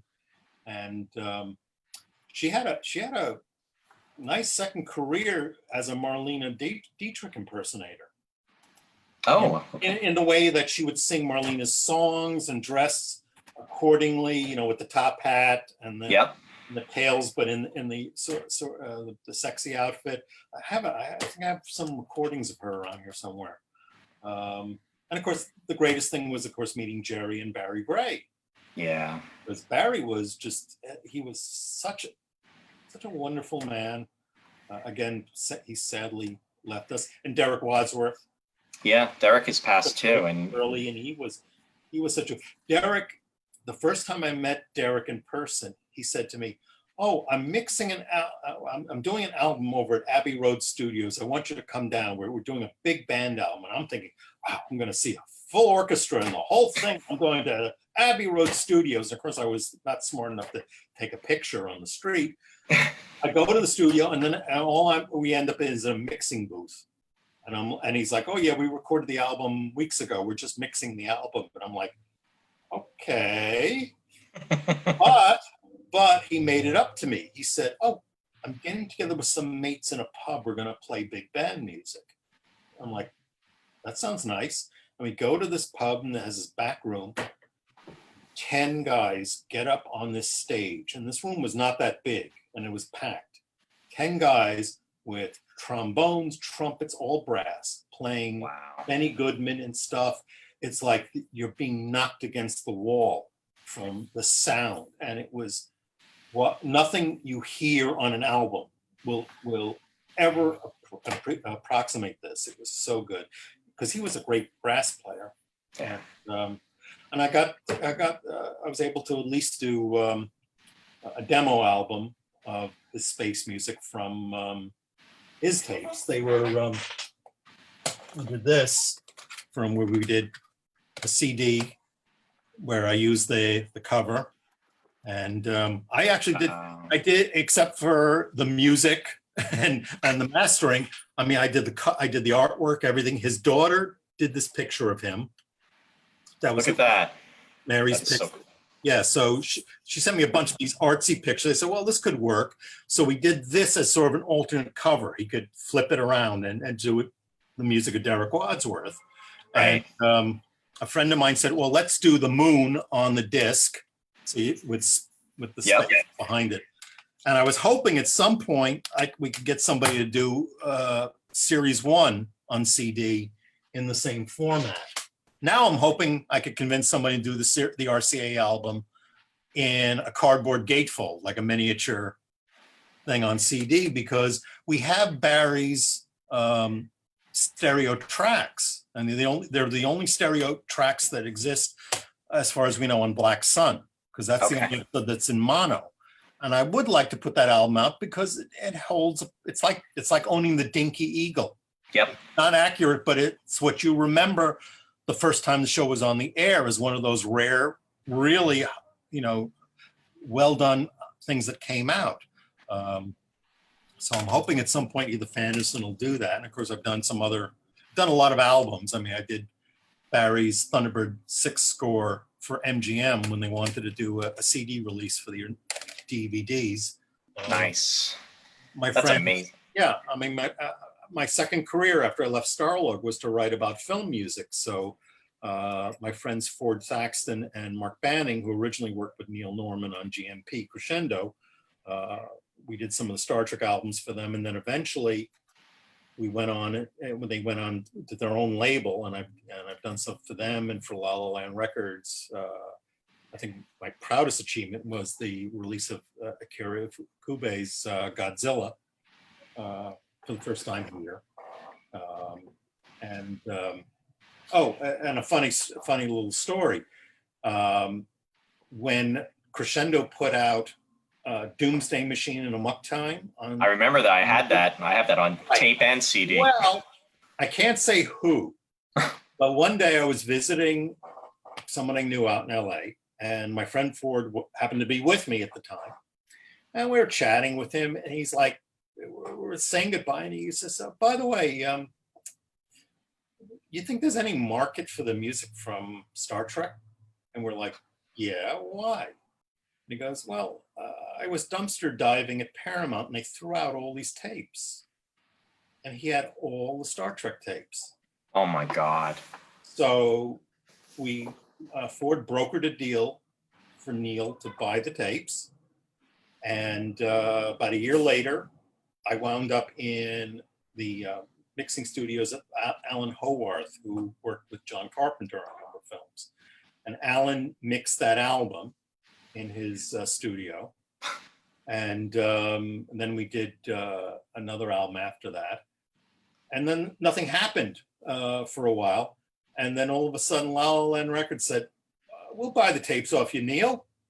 And that whole box set that La La Land put out of every drop of music, that all came from those tapes. Son of a gun. You know what? And I have that box set. Yeah, that was like just being in the right place at the right time. But isn't it amazing though, stuff, all that, history, and then it's getting trashed. Well, because there was, at the time, there was like no value in their minds. It was just like an BBC after space ended. I just went on to do the Muppet Show. Yeah. Lou Grade was doing films. So this was just back product that, we might be able to syndicate, we might not. That was the whole idea for pitching the SST series to them. They had done Destination Moonbase Alpha for theatrical release in Europe, which was not an uncommon thing for them to do. They had done it with, The Saint, with Danger Man, which Secret Agent, the color episode, they did Kuroshi. A number of shows they did TV movies on. So when they did this, and then they said, well, we're going to do another one, I went to Bob Mandel and I said, why can't we do the puppet shows? Because cable TV had just started and they were looking for product. So it was a chance for me to look back at a lot of these old shows, and we made all these TV movies out of them and ended up with this whole package, So well, it's funny you're talking about that too, David, because I remember in your column in the Gerry Anderson Space Report talking about Destination Moonbase Alpha and the write-up about that, and saying, there was no Space 1999 movie per se, but this maybe was going to be the closest thing that there would be to it, and about it being shown in Europe and everything. But at that time, and this was definitely in the 80s, it didn't appear in a movie theater around, here. But later on, what happened was when the compilation came out, then it was, it was available, which was all we really had. I mean, we had when they put those episodes together, and it was with, and then there's been, jokes about it with Sybil Danning. That was the whole idea for doing it, because at the time I was doing a lot of consulting work for Gerry on various projects. And one of the things was I was trying to get these shows exposure in the States, so that when he came over to try and get financing for projects, he could point to them and say, look, my stuff is still on television, there's still interest. Because we went through a number of different projects, from a film called Operation Shockwave, which was a romantic action film that he was expecting to do with Derek Meddings, which ended up being taken over by Michael Landon and became a TV movie. And Five Star Five, which was supposed to be a big budget feature he was doing with another producer, and that literally collapsed 2 weeks after we got the green light, and I was supposed to go over and work on the film because I had already done 2 weeks of work under my own dime at Pinewood. I was set up in the office of Keith Shackleton, who was Gerry's licensing guy at the time. And they gave me a desk, and I was working on various projects for the film. I was going to be a coordinator on the film. And he calls me up, says, we got the financing, go to the British Embassy and start getting your work papers. And then days later, the financing collapsed. And unfortunately, that happened on a lot of projects until Terrorhawks came about. That's all it takes for that to happen. And and unfortunately, Terrorhawks was such a modest budget project, he couldn't justify bringing over an American to work on it, because it was always a very difficult thing to get the unions to allow a foreigner in Right. on any project unless you provided them with a skill that nobody else could do. So I think I think they gave me the title of Anglo-American coordinator on 5 Star 5 because they wouldn't give me executive producer. So Amazing history, David. Amazing history. A couple comments coming in. Captain Phil saying, and you guys did Thunderbirds 2086 from the. no, I didn't. I had nothing to do with that. I had nothing Okay. to do with that. That was Bob Exactly. Mandel. In fact, Bob ticked off Derek Wadsworth because he actually tracked a piece of Derek's music in one episode because Derek was fighting with ITC for royalties because they kept claiming the show didn't turn a profit. So Everything that takes place behind the scenes. And speaking of scenes, Warren's asking deleted footage. I mean, we've seen and was actually in the Blu-ray Laserdisc where there's that scene of in the medical center where Maya pulls out the stun gun and then she shoots the guard, and then the guy, and then what happens is Dr. Helena's mentor trips out of the way. But we really never get the chance to see bloopers or deleted footage. Is it out there? Does it exist? That actually showed up on an NBC blooper special. I remember that show. First time I saw it, it was like Fred McMahon, Dick Clark, I think that show was. Yeah, Ed McMahon. And it just like, what? Where'd that come from? And I didn't even think ITC knew where that came from. The problem was once the shows were locked, ITC didn't save any of the unused stuff. The only thing that they had backed up in their archives were any footage that was shot with title sequences. They would have them without the titles because we had those prints struck for the SST movies. So we'd have the sequences in the episode without the episode titles, or put in our own titles. Right. Because they would have that for the foreign versions. I mean, ITC did their own foreign versions of all the shows. I used to show at a convention, the last reel of Collision Course. We happen to have a reel that was dubbed in Portuguese, and it was like the best dubbing I ever saw. It really looked like the characters were speaking Portuguese. But they did all their own dubbing, titling, the whole thing. So they would have that. But any footage that wasn't used, because there was talk about trying to locate the cut footage from the extended breakaway for theatrical release. And yes, in fact, it exists. Some people are just asking about that now too. And on YouTube, I believe there's actually audio that you can hear of that. But I think somebody may have just had in their own, whoever was doing the audio may have taken it home. That's how a lot of stuff, I think, survived. Right.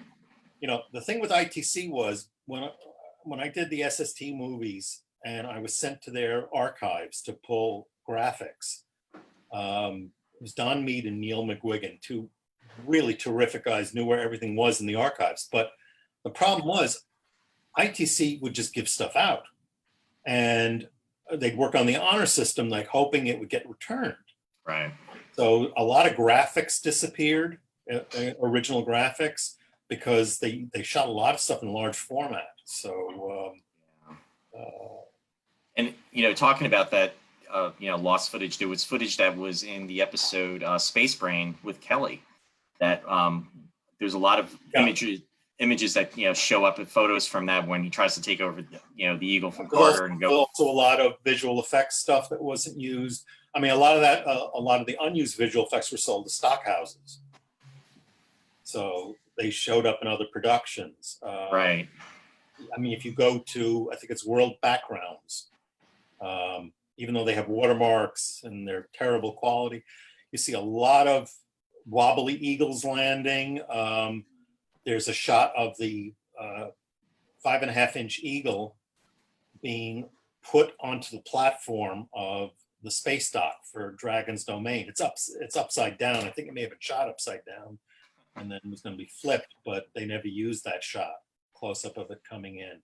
Right. That's amazing. I mean, there's so much material. David, we're actually start winding down because we went over on our time, but this has been wonderful to have you on and just talking about, your days at Starlog. Yeah. And then also just, working with Gerry Anderson, after Space 1999 and just taking us all back to a lot of those special memories of things that, took place, after the series, and even, reflecting upon things that took place while the series was on. So I want to thank you again for that. And if anyone hasn't yet, support the new Big Finish audio series. They've only done Breakaway so far, but I think they're planning to do more. Excellent, because that was amazing, and we unveiled that at the Breakaway convention, and it's definitely worth listening to because it's new adventures. It is anything that you listen to and say, well, gee, the characters weren't like that. That really was how some of the characters were initially written before the characters were cast. So he's doing a lot of some of the early ideas, but he's doing a wonderful job of trying to explain some of the holes in the science. Which is really amazing. And Gerry's son Jamie is of course involved in it. Yes, Jamie Anderson. Oh, the legacy continues. About it, Roy, I don't know if it's just me, but I swear the guy who's playing Paul Morrow and Alan Carter sounds like Nick is Alan Carter when he's doing Alan Carter. Not like Nick normally when he's doing Paul Morrow. How Nick sounds now. It's just like, it's confusing. I don't know if anyone else found that. David, are you one question? Gordon is thanking you for your here, and then also Mary Beth loved our conversation. Oh, yeah. Dennis Cavalier is saying Roy is very much enjoying the show. I want to put it out there. Are you planning on attending the next convention in the UK? I would like to. I don't know if it's going to be possible. It's really going to come down to finances and everything else. Yeah, there's a lot of. I know Rob personally, so I would love to support him.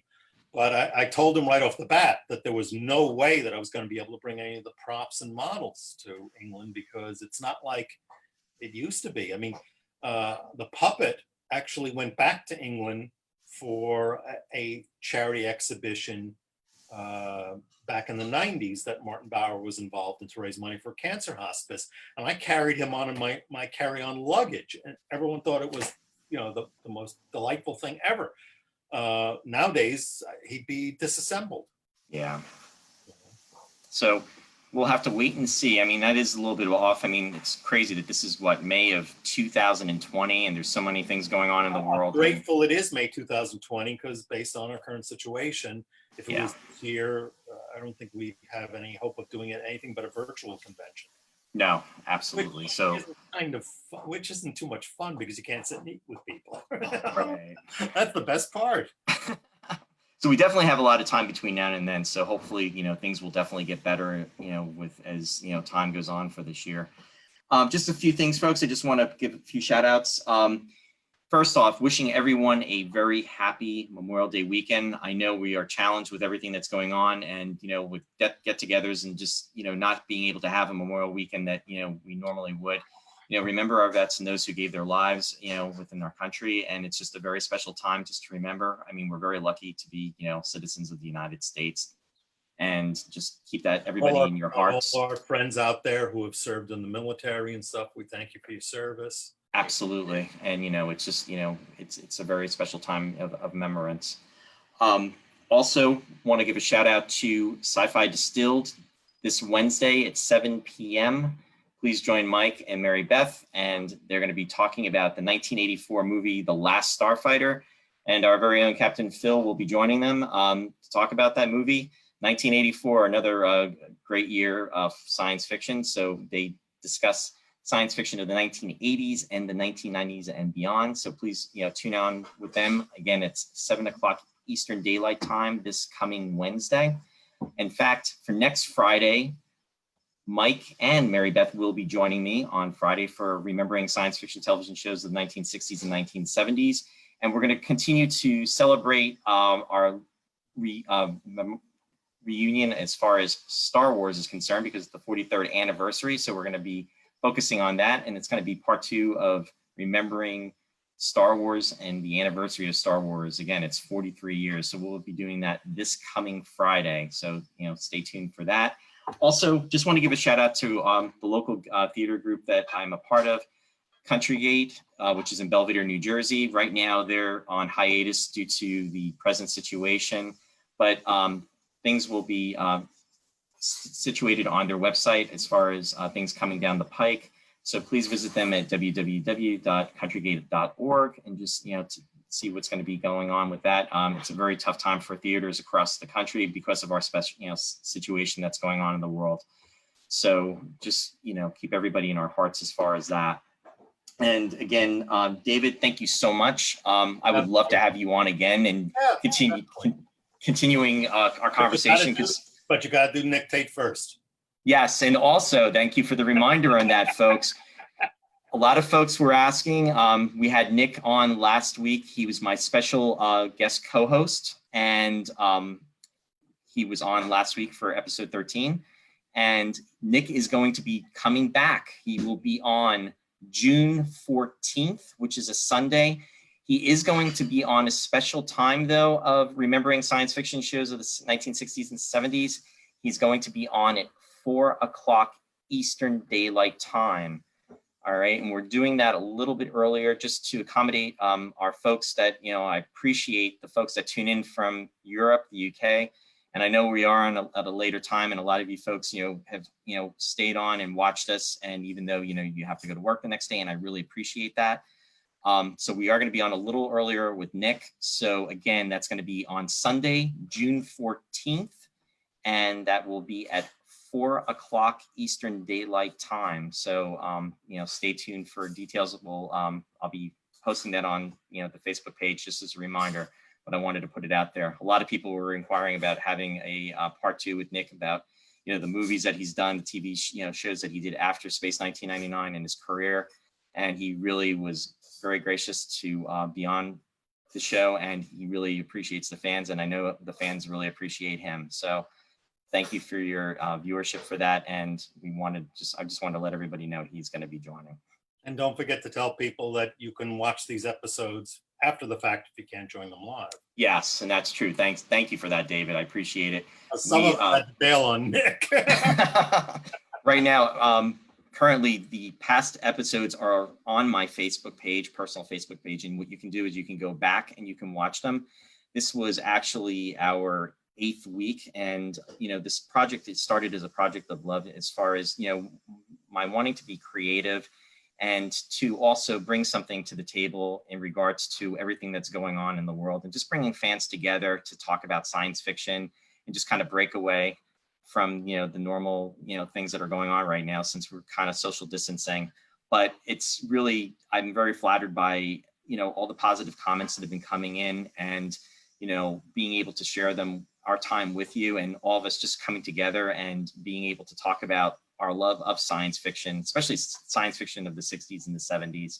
And it's been mostly television, but I am going to be going into some movies here and there as well too. So just, stay tuned, and we're going to keep broadcasting. But so we hope to see you out there. And also the other thing is, if you can share the news, share it on your Facebook page, and just let other people know, because there's a lot of sci-fi fans out there. And again, thank you for that. David, thank you again so much. And for having me, Roy. It's great that you're doing this stuff. Thank you. And folks, I will leave. I always, say live long and prosper. Again, tomorrow is the 43rd anniversary of Star Wars. So for now, for this week, I'm going to say, may the Force be with you, and stay safe, everybody. And we'll see you next time. Take care. Bye-bye.